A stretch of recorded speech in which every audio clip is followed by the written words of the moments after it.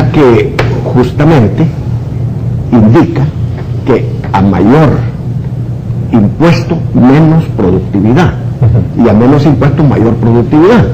Entonces, se sacrifica algunos ingresos del Estado, pero se da trabajo, se patrocina el consumo genera más fuentes de trabajo, y eso hace crecer la economía. Un círculo virtuoso. Exacto, pero yo estoy de acuerdo.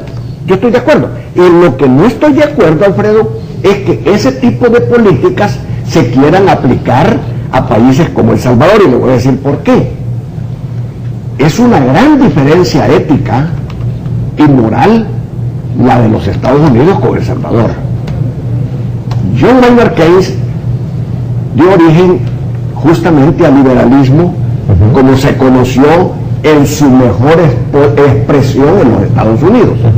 Pero cuando ese liberalismo trató de introducirse en El Salvador, en el periodo del presidente Cristiani, ese liberalismo fracasó, porque la tesis del presidente Cristiani era la tesis del rebalse. Bueno, vamos a fomentar la economía para que el rebalse de esa economía llegue a las capas inferiores y todos seamos felices. El gran problema fue la corrupción. El gran problema fue el mercantilismo que eso trajo.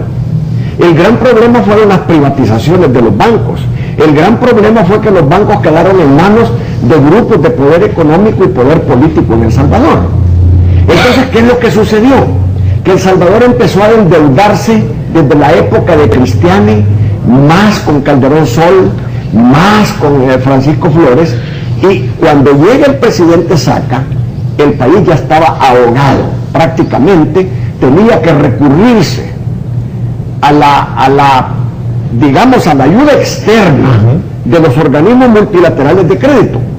Y cuando llega el presidente Funes, la situación mundial agravada desde los últimos años del presidente Saca, la situación mundial con el presidente Funes ha sido tremenda, devastadora para los países en vías de desarrollo como el nuestro. Ahora, ¿qué es lo que pasa hoy? Lo que pasa hoy que no hay todo valiente a tres puyas. Fíjese que Standard Poor's dice que El Salvador ha bajado de la calificación BB a BB menos. ¿Qué quiere decir? Porque Standard Poor's proyecta que el crecimiento de El Salvador no es lo suficientemente bueno, no es ni siquiera del 1% como para calificar.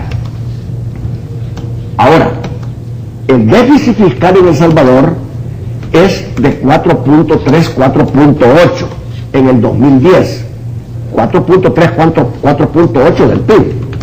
Standard Poor's dice que si el déficit fiscal no se baja, El Salvador no va a ser bien calificado. ¿Qué quiere decir?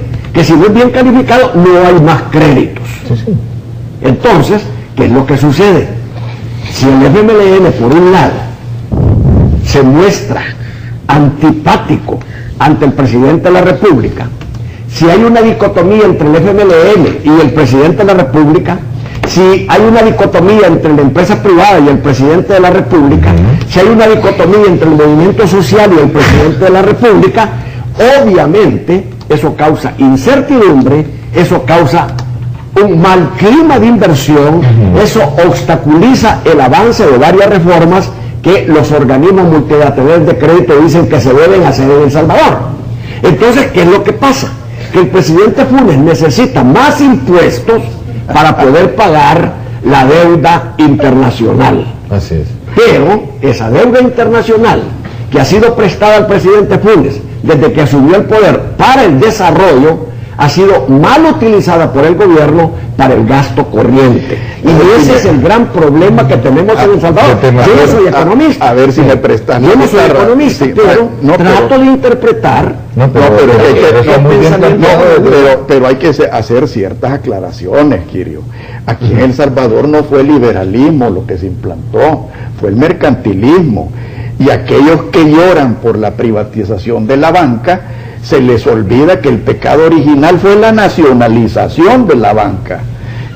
Si alguien ha criticado a la falsa derecha en este país, y por eso en lo que dije al principio, que la derecha, la falsa derecha, ha convertido este país en una piñata, lo digo por eso, porque El Salvador salió de una banca casi ejemplar, como que era la banca de don Luis Escalante, a la banca más corrupta, que fue la banca nacionalizada, y luego a la banca más abusiva y leonina, que fue la banca privatizada. La banca leonina que entonces, ahora hay que tener mucho cuidado en justificar ese gasto público. O sea, ¿cómo se puede? Pero espérate, cuando tú decís que el gobierno necesita fondos. Pero es que eso es cierto por lógica. Bueno, pero mira, o sea, mira, eso es como decir de que el borracho y el ladrón necesita fondos para ganarse la vida. ¿Cómo puede el gobierno venir a decir, y la clase política venir a decir que necesitan fondos cuando se los están robando y los están despilfarrando? Por el amor de Dios. ¿Cuándo podemos tener hospitales sin medicinas cuando la Democracia Cristiana y el PCN tienen 28 empleados por diputados? ¿Cómo podemos venir a decir de que en este país no hay seguridad y venir con el negocio de 10 supertucanos? No, ya el presidente, en honor a la verdad, el presidente dijo sí, pero es porque la ciudadanía protestó. Voy a repetir las